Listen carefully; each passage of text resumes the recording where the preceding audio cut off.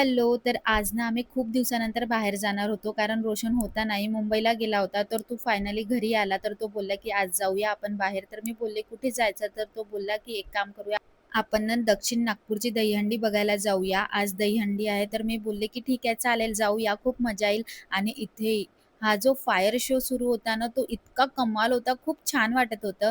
आणि आज इथे येणार होती अमृता खानविलकर आणि स्वप्नील जोशी. त्यामुळे मी खूप जास्त हॅपी होती. कारण ना मला दोघांनाही बघायची खूप आतुरता होती आणि मी अमृताची खूप मोठी फॅनसुद्धा आहे आणि स्वप्नीलची सुद्धा.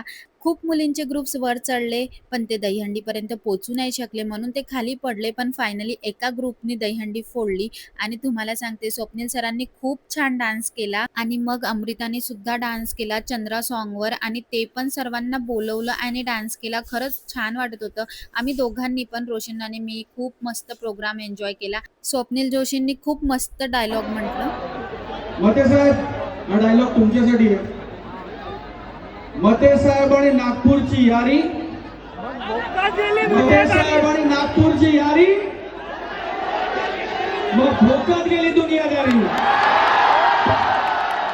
खूप उशीर होऊन गेला होता तर म्हटलं चला आता घरी जायला पाहिजे. तर म्हणून मग आम्ही घरी जायला निघालो. वाटेत दही घेतलं कारण उद्याला आहे श्रावण सोमवार. तर अशा होत्या काही आजच्या घडामोडी. भेटूया नेक्स्ट व्लॉगमध्ये. बाय.